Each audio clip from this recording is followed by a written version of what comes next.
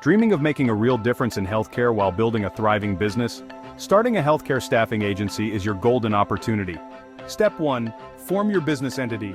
Choose the right structure, like an LLC or corporation, and register your business officially. Step 2. Secure your EIN, your employer identification number, from the IRS.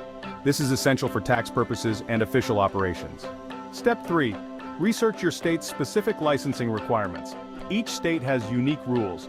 Visit your Department of Health's licensing portal for details. Step 4. Develop comprehensive policies and procedures for your agency. These documents are crucial for compliance and smooth operations. Step 5. Apply for your license and include all necessary documents like proof of insurance and background checks.